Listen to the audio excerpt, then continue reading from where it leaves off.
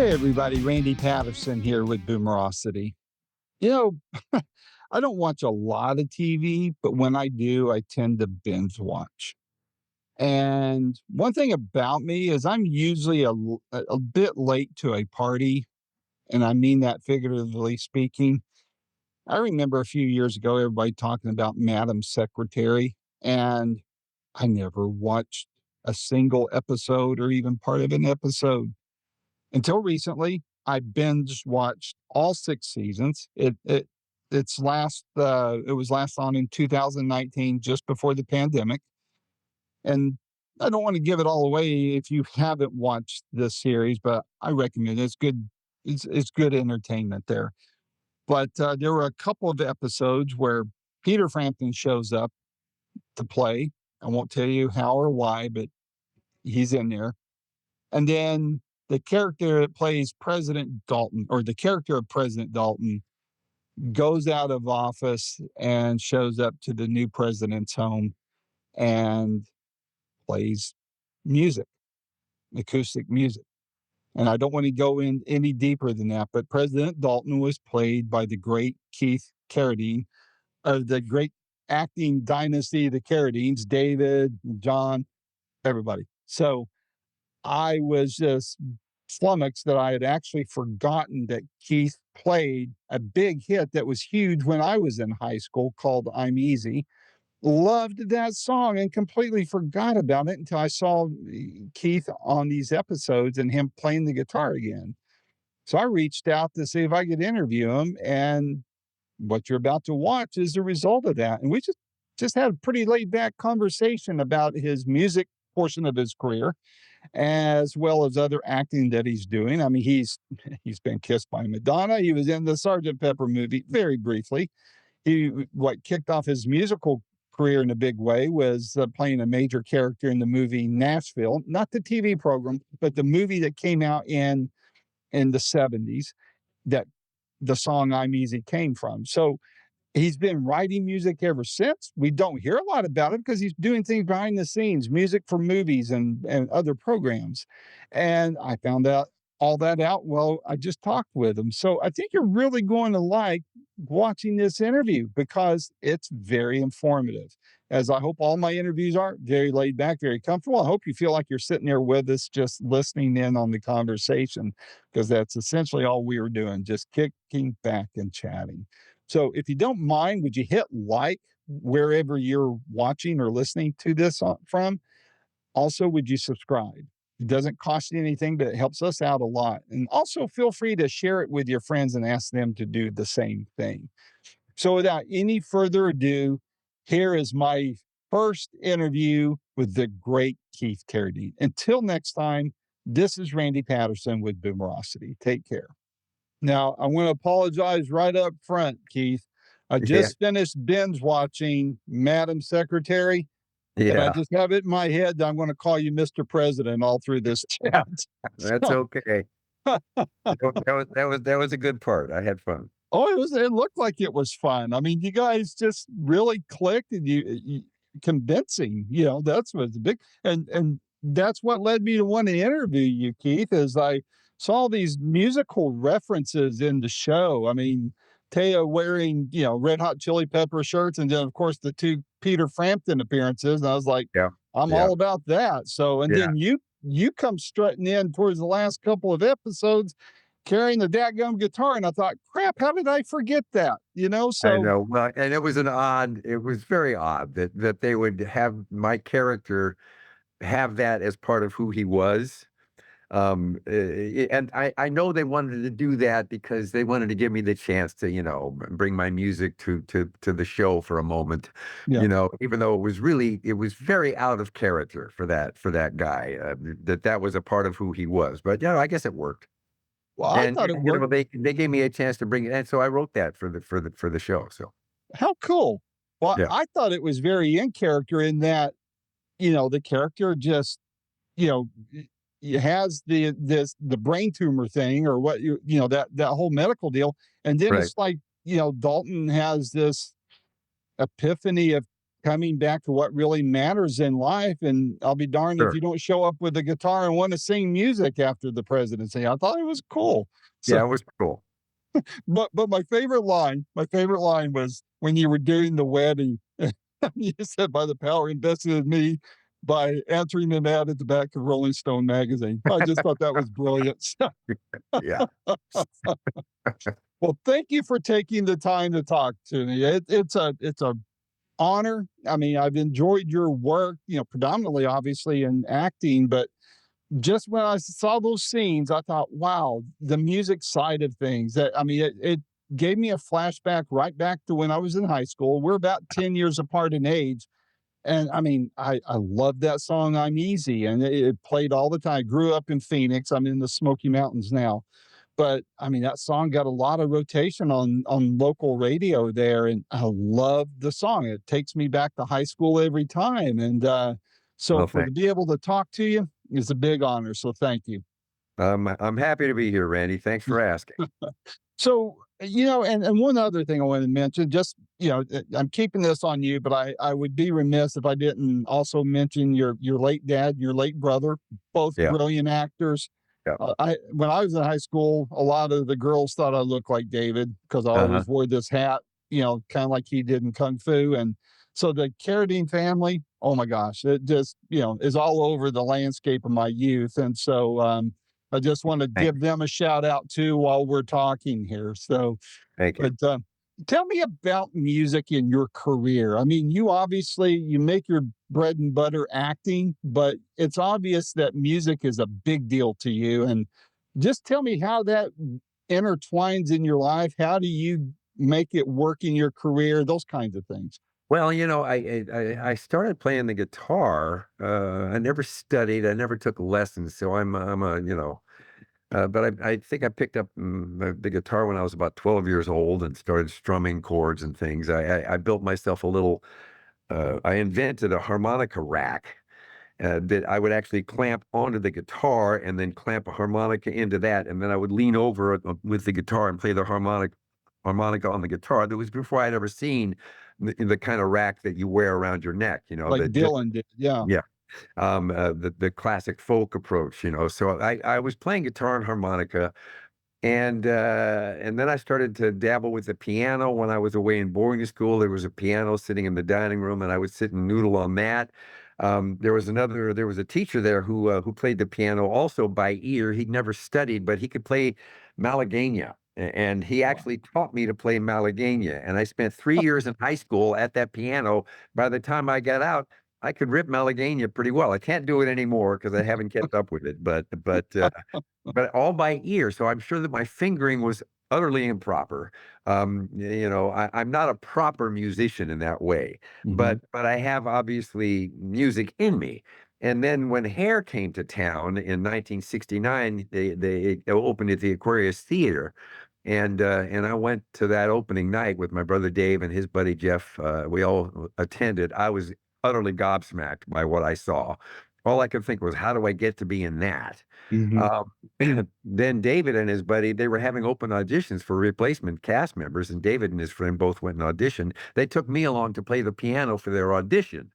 And Ragney and Rado were conducting the audition, sitting in the Aquarius Theater. They saw me playing the piano, and after Dave and Jeff did their audition, and then we were walking off stage, and they said, "Do you sing?"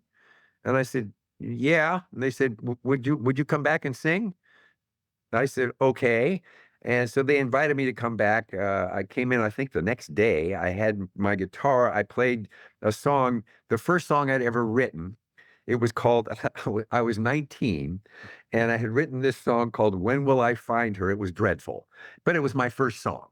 Hmm. And I didn't know it was dreadful until sometime later that, I started to get a little bit more sophisticated with my songwriting. And I think back to that song, I go, oh my God, I can't believe I stood there and did that for those guys. But they cast me in the show. So my first job as a performer was in a Broadway musical. And I went to New York and I did Hair on Broadway for about 11 months and wound up playing the lead role of Claude. So really, my first gig was a combination of acting and music and performing music and singing. So that was kind of what started me. And then my songwriting grew as I continued to, be in certain circumstances, and I would be inspired. I would hear other songwriters who would inspire me, songwriters like Gordon Lightfoot, Tim Buckley, Mhm, later Tom Waits, amazing songwriters, mhm, and mhm. I would get inspired, and I've written a lot of songs as a result over the years. And in fact, "I'm Easy," I wrote. That was a song I wrote to Shelley Plimpton, with whom I was doing Hair on Broadway, and it was just a love song, And then Bob Altman wound up hearing my stuff when we were shooting Thieves Like Us down in Mississippi in the summer of '73. And Joan Tewksbury, who'd written the screenplay for Thieves Like Us, she was going up to Nashville and doing research and coming back. And Bob liked to have parties, and I had my guitar one weekend at one of his house parties, and I was playing my songs, a lot of what I'd written. And I had got to the point then where I played a few other people's songs. There was some Gordon Lightfoot stuff that I could play, and a couple of Tom Waits tunes, and some Dylan stuff and things like that. But mostly I was playing what I had written. And Bob and Joan heard me, and they incorporated several of my songs into the screenplay, and basically they were inspired, I guess, by what I was doing, to invite other actors who were also singers and songwriters to bring their stuff to the party Ah, in the making of the movie. mhm. Um, and so that was kind of how Nashville wound up being voiced and songwritten largely by the cast. Um, That's interesting. I wanna go back to the hair, though. Did so I take it David and your friend didn't get the no, part. no, they didn't get cast. So did they kick your butt over that? My and they loved it. They loved the fact that I wound up in that show, and listen, they were basically the same age as Jerry and Jim, Jerry Ragney and Jim Rado. Mhm. They were in their early 30s when they were playing those parts, and it was a show about kids. So ostensibly everybody on that stage was supposed to be, either a teenager or in their early 20s. Um, but the fact that Jerry and Jim wrote it and performed it brilliantly, and they were great. But it was kind of more appropriate for there to be younger performers as a part of that cast. And Yeah, I was age appropriate, I was yeah. 19. So, Well, if I'm not mistaken, one of the first interviews I did after I launched Boomerosity was with Barry McGuire, oh yeah, he and did here. yeah, I was gonna ask you, were you, in the cast the same time as him? No, I came in just after he left. Ah, He had okay. just left, and Diane Keaton had just left. She had been in the show too. Ah, And okay. she'd gone down to do, I think it was Play It Again, Sam, off Mhm, Broadway. mhm. Yeah, interesting. Well, before I forget too, I wanna get back to all this, but I wrote down some quotes from some of my followers, viewers, high school friends, and when I put out there that I was gonna be talking to you today, here's some of the quotes of the responses back on social media. One said, "Mad crush." So she knows who she is. And then my cousin saw you at the Exit Inn in Nashville back in the mid to late 70s at Oh, your wow, show yeah, there. Yeah. yeah. Glenna King is her name. And then when one of my dear friends in the UK just went, "Yes," real loud on there. And another one wanted to ask, and we can get to this in a moment, wanted me to ask you about working with Alan Rudolph because you've Yeah. done several movies under his watch, Oh, yeah. and and that kind of thing. So I mean, it's when I said I wanted to talk to you about the music and Yeah. such, I meant it because that's in my group and my circles growing up. That's what we knew you for more than the acting back in the 70s. So Well, that's that was certainly an interesting moment when that happened for me with "I'm Easy." So I am a bona fide one-hit wonder, but, I have continued to write over the years, and I have continued to write for film. I did a film in Iceland, and I recorded a song for that, which wound up being the end title song, and I recorded that in Reykjavik with some members of Sigur Rós. And then, I mean, and then I did a film that Dirk Benedict wrote and directed. I wrote a song for that called Lonesome Wolf. He and I recorded that. I've got a bunch of stuff like that. I recently did a picture with Tanya Tucker. We shot that down in Nashville. There oh, was a song they wanted me to, a moment where they wanted me to sing something. So I wrote something for that. And Tanya liked it so much that she took us into the studio, and we recorded a duet of that. It's like a heartbreak Christmas song. uh-huh. I'm still at it, and now I just finished. well, it was a while ago that we finished it, but I did a duet with Z Berg, who just did the all the songwriting for the score for this new film that's coming out. I think it just opened like now, called Strange Darling, and she and I did a cover of the old Everly Brothers song "Love Hurts," and that is now out on Spotify. So you can Cool. see it if you go to Spotify and look up "Love Hurts" by Z Berg, you'll see that it's a duet with Z and myself. Well, She how brought me cool. to sing with her on that. So it goes on. Yeah. Well, I mean, in through all of that, from I'm Easy to now, I mean, you and I saw when I was doing my research for this chat, I didn't realize it, and maybe you're going to kick my butt for even bringing it up, but you were even in the Sergeant Pepper movie. I was. I mean, so I got Yes, to ask you, I got to ask you. that is in my list of dubious achievements. Well, I got to ask you though, when on Madam Secretary, when Peter come in to do this, did you guys talk about it, or was that just something you avoid? I mean, We I he and thought I the did movie not was talk fine. about, he and I did not talk about Sergeant Pepper, but but I'm a big Peter Frampton fan, Me and in too. fact, I had a guitar case with me. I showed it to him because I got a backstage pass, to a concert. I think it was in Texas. I was touring, and he was playing a big arena close by. I think it was might have been Houston. I can't remember. Anyhow, and it was when I was playing clubs, and I got invited. And I have a sticker, Frampton comes alive, backstage pass, and it's still Whoa. in my guitar case. So I was able to show him that. Wow, cool. He's on my bucket list to interview. I've talked to all sorts of people that's all around. In fact, a good friend of mine, Andy Timmons, just recorded a duet with him. Oh yeah, If you check that out, if you haven't already, but he's right up here. In fact, when around the time I'm Easy was big, Frampton was doing the arena thing, and that's right, is when Barbara Streisand and what's Peter, I can't remember his last name, her guy at the time, they were filming A Star Is Born. And right, they did the arena concert scene. And the right, way they could get that place packed out, I mean, no offense to Barbara, but she wasn't selling out Sun Devil Stadium. But right. they had Chris, she and Chris were there, but there was Montrose, Santana, and Oh Pete yeah. Frampton. And they were Oh, right. complaining about the volume of this concert from 10 miles away. There in But and you got a kiss from Madonna too, didn't you? Somewhere in all this musical mix?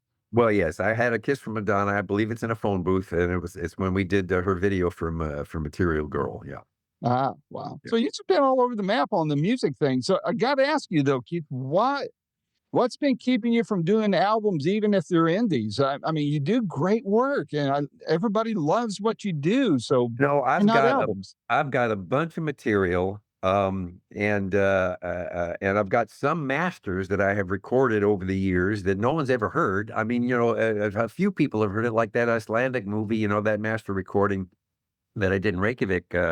It's called Northern Light. It's a really good record. I've got some other stuff. I did a song called Last Chance, for a TV pilot that I shot, and I recorded it. Don Was produced that recording. Oh, wow.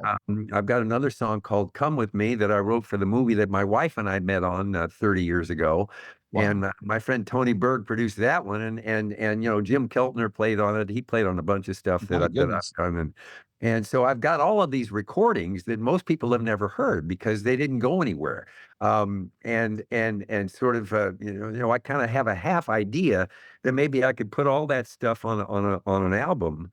There are different producers involved, and I've got a lot of material that I haven't done a master or proper recording of. I got a lot of songs, but the bottom line is, man, studios cost money. It's not cheap to go in and do it right. Yeah, And that's and I true. don't have a recording contract, and I haven't had one since 1978. So, um, I'm an actor who writes songs and sings, and a lot of times my stuff gets heard and people notice it. Mhm. And, that moment with Tanya when she took me into that studio in Nashville and we recorded that. We did it in an hour. You walk into a Nashville studio, I mean, it's kind of a great place to be if you're a songwriter. Yep, Because if you've got something that people respond to, you can go in and the best of the best are gonna be sitting in that room with you. that's right. And that was the case when we did that song, and it turned out sweet. It's a good song. Tanya, well, she said she was gonna put it on her Christmas album because it's called Tears for Christmas. Uh-huh. Uh, but I don't think she ever wound up putting that album together, so there it sits. I've got a ton of stuff like that.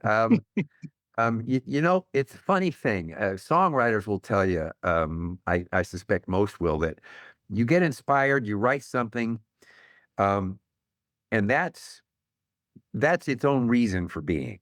Right. And you don't do it for result. And if somebody hears it and likes it, well, that's a bonus. And I like to say the same thing with making movies. We go through this long process to make a film, and it can take weeks, and you get very close with a lot of people for an intense work period. Mhm. That's the reward, is that process. If you wind up with something that then gets seen and appreciated, that's a bonus. But Mhm. but the real time spent with those people doing that thing, that's the true reward.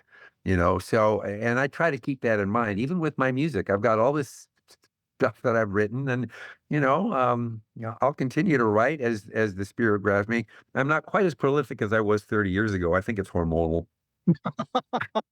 Yeah, But sometimes we lose that talent with our sleep, right? I mean, it's just like, God, can I ever go to sleep? You might yeah, think, when can I write again? yeah, But guys like you, Jeff Daniels, another great player and songwriter. yeah.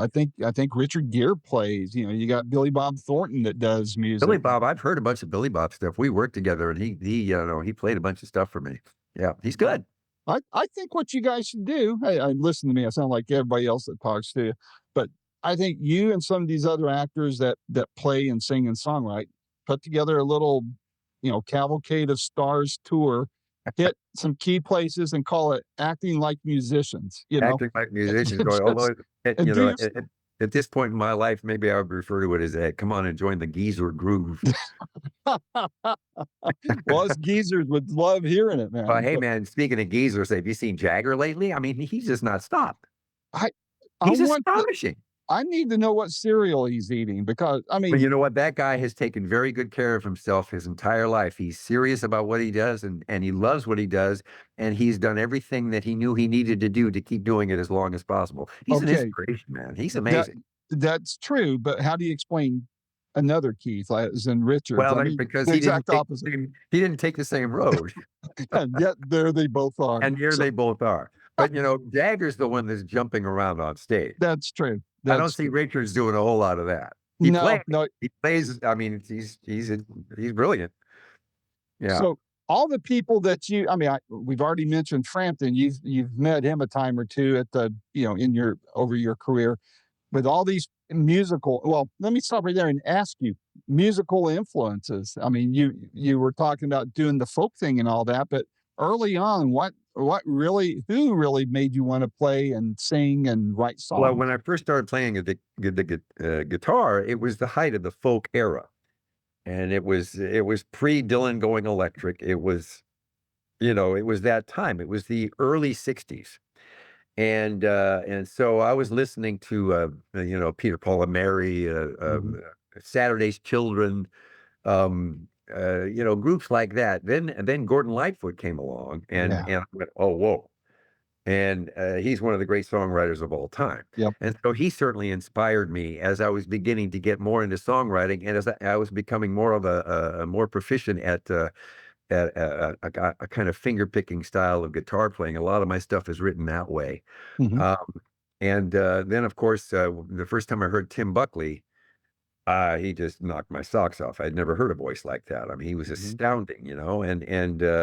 And then when Tom Waits showed up, I was, oh, wait a second.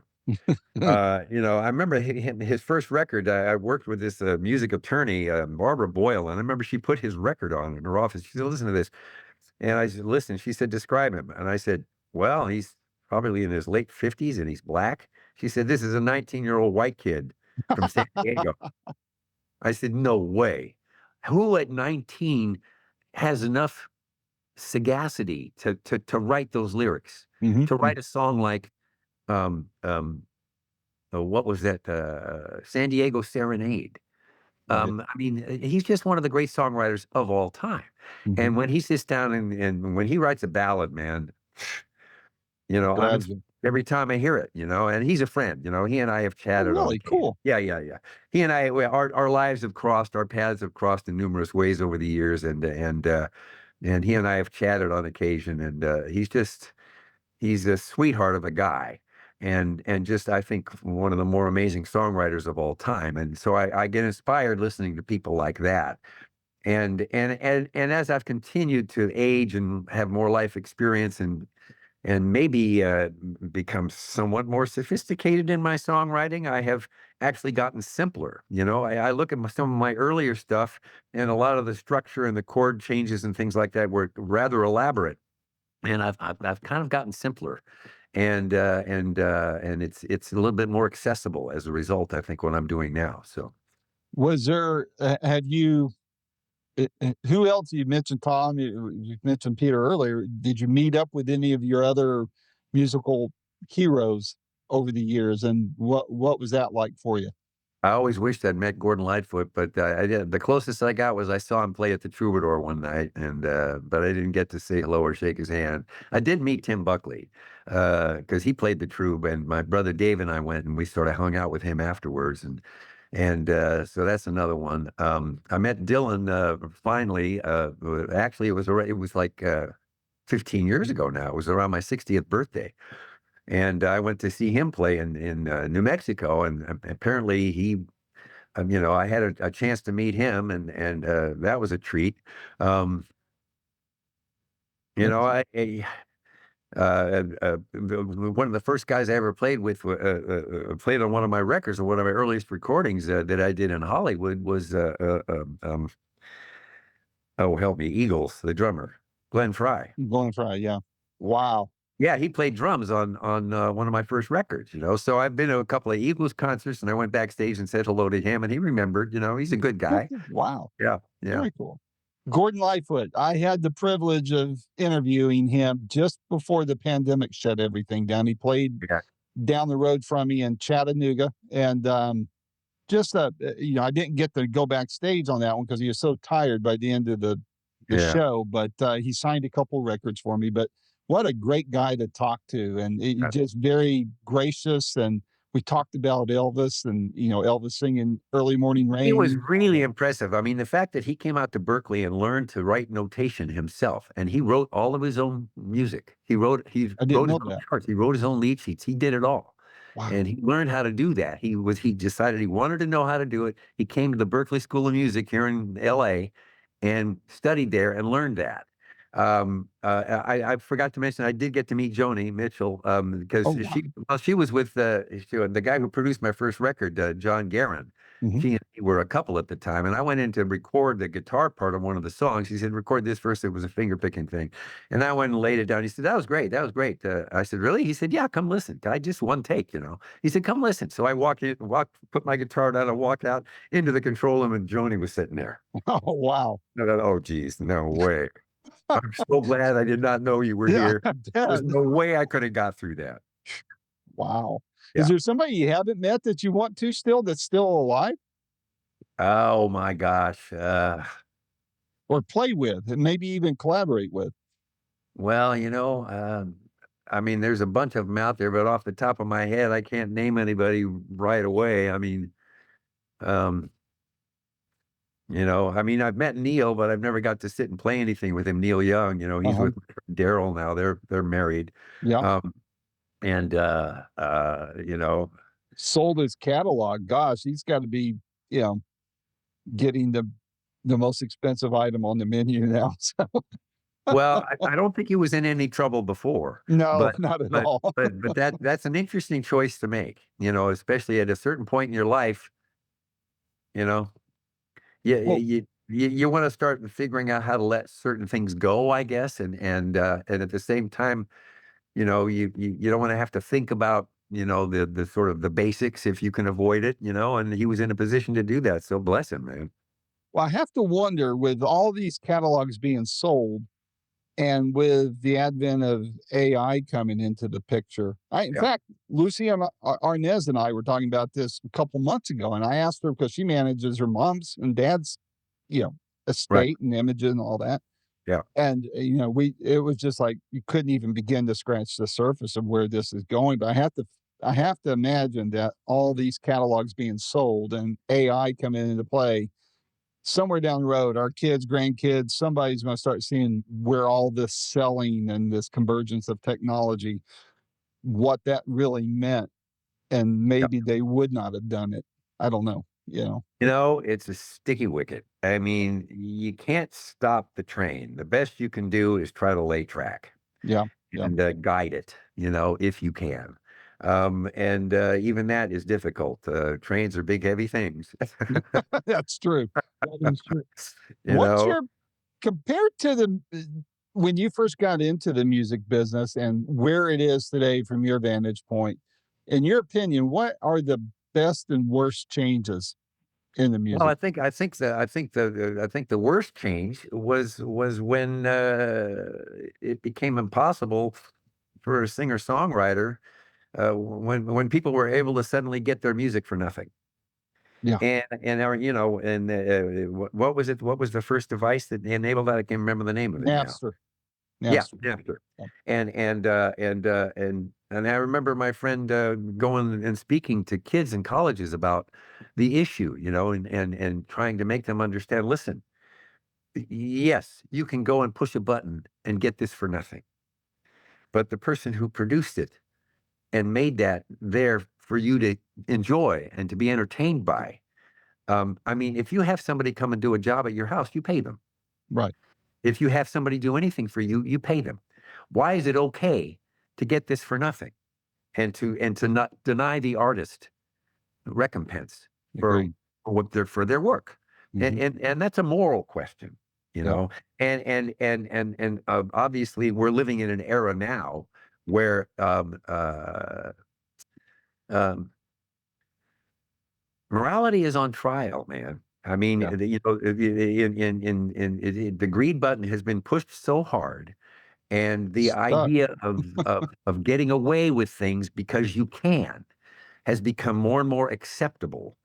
And I think it's going to hurt us. I think it's hurting us now, you know. I And agree. that you know, I'm hoping the pendulum will swing back, but I'm not sure if there's an answer to that, you know? All of the technology that is there, you know, AI, it's going to be of great benefit on many levels, and it's also extremely dangerous on many levels. And I heard someone speak on the subject recently, and you know, it can be a great boon in terms of science, medicine, things that Mm. it can be very helpful with. He said there will be bad actors that we have to watch out for and guard Yeah. against Yeah. because it will be a very powerful tool with which to do harm. Yeah. So, you know, it's an interesting time that way. And you know, I think that people are basically good at heart. I think we are basically human nature is you know, I do have faith in it in us, but it's a spooky time, man. It is. It really is. I actually, I have people that, you know, will write their, I used to do all my interviews with, by writing. I would, you know, audio record and then transcribe, which I hated having to listen to my voice all that Yeah. long. Um, but you know, I got the talking to other people that kind of do what I do. It's amazing how many of them are now relying on AI to write their articles. I mean, I like doing That's this, the video bit of it, and I can even throw this video in there and let an AI tool create some shorts for me, which on that, you know, I've got mixed feelings about it. I'm not real heavy into it at all. I do my own editing on that, on the shorts. I yeah. have a musician friend of mine that does the post production of these interviews. And he makes me sound better than I actually am. But there's this thing about me though that, you know, if I can't do it on my own, then I shouldn't be doing it. Well, You know, yes. Yeah, and and so I don't I tend to agree with that. And the other thing that concerns me is the absence of human essence. yeah, There's an essence to us as human beings. Each of us has our own distinctive core essence, our nature, if you want to call it soul, whatever, however you choose to describe that. There is no way that any program can have that. agreed. It can imitate it. It can attempt to imitate it, but it's not real. And I believe that ultimately uh, we will we will want for that. Mhm. Well, I think too, we get so isolated. I mean, Yes, it's before very isolating, and I have often referred I don't I have to confess, I have no social media. I don't do it. I haven't done it. It's bugged me since its inception. I just don't do it. And I see a lot of kids around that are, they're disconnected. They're not connecting with each other. They're standing next to each other, but they're like this. yeah, yeah. And I think that's dangerous. I think that we're losing a certain essence of our humanity because of that. And I know I'm an old guy now. I'm going to be that guy who's yelling at the kids to get off his When I lawn. was your age, I'm But there with you, man. So it's about heart. yeah, And I'm a heart guy, man. I like heart songs. I tend to write from the heart. And I think the best stuff comes from that. agree. And I've yet to run into an AI heart. Well, I think to your point about social media, I was just telling somebody this recently that I think social media has turned relationships into a video game. Yeah, It yeah, really has, because yeah. I live next door to my dad. He's got dementia, so I'm his caretaker. And fairly isolated. I'm up in the Smoky Mountains. What better place to be isolated at, Well, right? yes, that's true. You're in nature, so that's That's beautiful. right. Yeah. That's right. But there is, so social media does serve a purpose for me in that I can stay connected with people. And this kind of thing helps me do what I do from a work perspective and work Of product. And course. so I And get to, and I'll tell you that 90% of the people in my line of work make extensive use of it. yeah, yeah, And in fact, it's getting to the point now where if you even want to get hired, well, how many followers do you have? Excuse me? I don't want to be followed. yeah, I don't like the feeling of being followed. right, right. I'm Well, always looking in my mirror.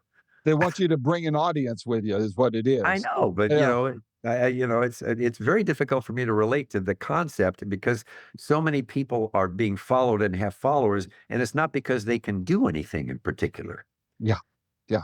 They're just good at presenting something, I guess. But it's not a craft. I guess selling is a craft in itself, I suppose. Right.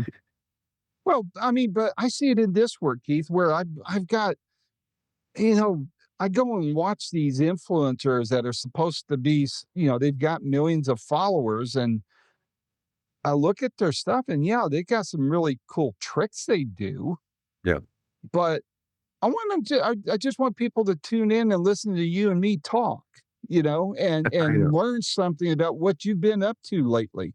I don't need all this special spinny crap going on. you know, let's have a nice little intro. Yeah. Let me intro this thing, and they Well, can find out what Keith Carradine's up to today. it's a new world, isn't it? It, I'm it going to a screening tomorrow night of this film I did called Afraid, which is all about AI. oh, And it stars John Cho and Catherine Waterston and myself, and it's got a really good cast. Chris Weitz wrote and directed the movie. It's a thriller for Blumhouse, and oh. there is a screening tomorrow, and it's being referred to as an influencer screening. So Are you going? You said I you're am, going. I am, I'm going to go to that because I want the film to work. I want it to succeed. I want people to see it, so I will go and support that. Um, um, But, I guess I'm kind of an old crank, man. I like to think that, well, nobody's gonna influence me. Um, I don't need to be influenced. Yeah. I got my own ideas, I get Mhm, mhm. Yeah. Well, don't worry. This interview won't play until after you go to that screening, so you won't have to worry about the influencers going, "What do you mean you don't like social media?"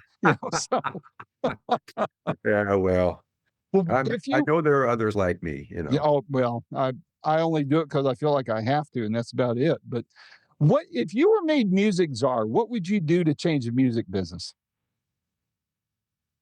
Well, I don't know, man. I mean, if there was some way to, uh, control the access of one's creation so that you get remuneration for it.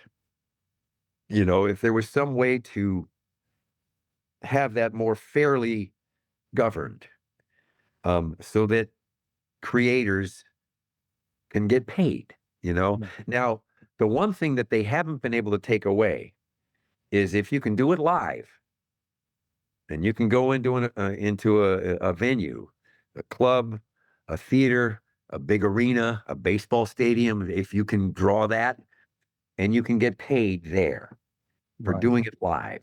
And that's what most of the great performers are doing now. They're going out and touring and playing live Mhm. because basically the music business just it kind of doesn't exist anymore. Not the way it once did, you know. So live performing is where it's at. Mhm. Uh, which, by the way, I have enjoyed doing in my life. You know, I don't have I don't have a fan base at this point to go out and do that in any meaningful way.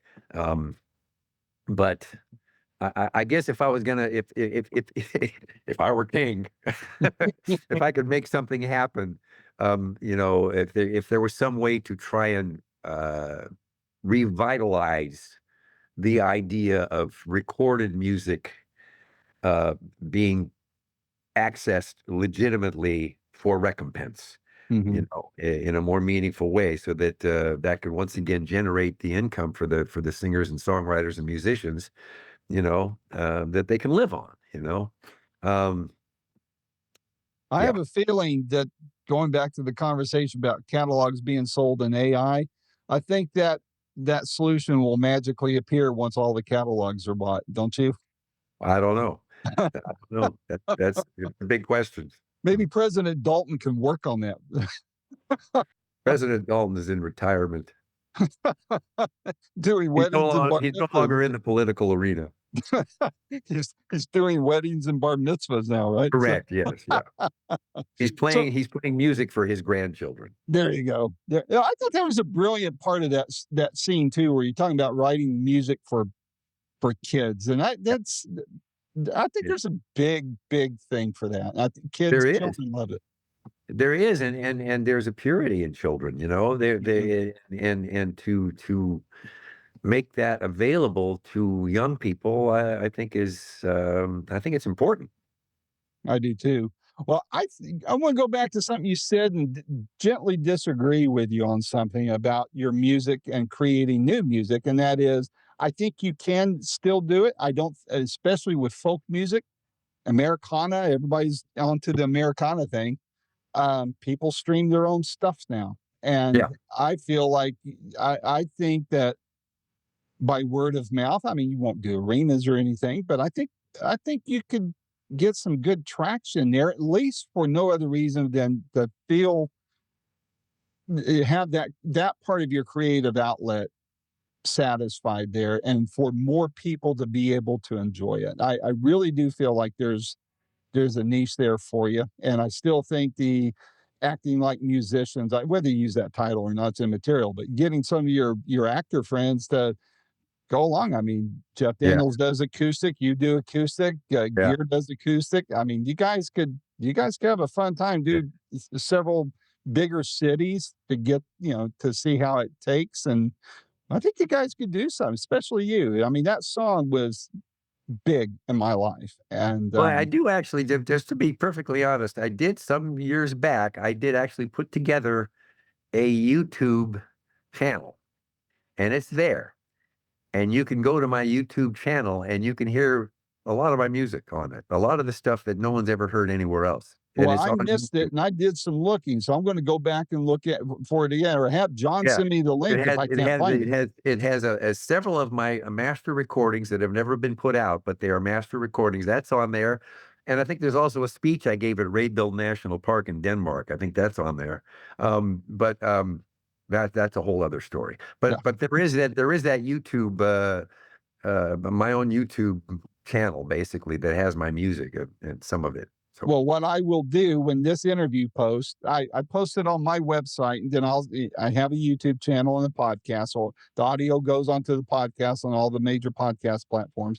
But when I create the web page for it all, I will also add a performance of I'm Easy, and I'll also put a window on there for your YouTube channel. So cool. people will be able to go Yeah, right yeah, to it. check it out. There's stuff on there that you might enjoy hearing that you will not have heard any other way. Well, I wish I had heard it before this because then I could ask some more questions about it. What two more questions for you, Keith, before I let you go. And number one is, what do you got going on? You talked about the screening tomorrow night. Yep. What else is on the radar of acting? Any roles coming up? Anything about to I've be got released? I have a couple of more indie films in the can that I did that were sort of waiting for the COVID pandemic to subside, and two of them are now in the offing. One is called The Laws of Man. It's a early '60s Cold War thriller with myself um, oh my God, I'm going to space everybody now. Anyhow, it's called The Laws of Man. And then I did another one, which was really interesting, which we shot like 5 years ago outside Atlanta. It's called The Daylong Brothers. And these young kids came to me. This guy is brilliant. And he came to me with this idea. It's a Southern Gothic musical. Okay. And this guy is quite brilliant what he did. It's amazing. And he's written this Southern rock score for this thing. And there's a blues thing that I kind of sing in it as part of my character in the piece. That looks like it might get some distribution as well. So there are those two things: the Daylong Brothers and the Laws of Man. Dermot Mulroney's in the Laws of Man. Harvey Keitel. And it's so there's a couple of things bubbling under, and then there's this one, Afraid, which is opening this weekend. Very cool. Well, Keith, again, this was an honor. In fact, I'm going to take back what I just said. Mr. President, it was an honor. Thank you. Randy. I'm grateful for Madam Secretary to be on so I could be reminded of this work you've done. And I appreciate so much agreeing to be interviewed and John putting us together on this. And I don't know what else you may have going on, especially in the area of music, but even on the acting and such, if you have something very specific you'd like some help getting the word out on, let me know, man. My door is always open to you. And You're Randy. It's this very was kind. a this was a thrill and an honor to be able to chat with you. So again, thank you for all the years of entertainment and to your family. And I look forward to hearing more from you in the years to come. Thanks, Randy. It's been a pleasure. But likewise, take care and stay You safe. too. Bye Bye. bye.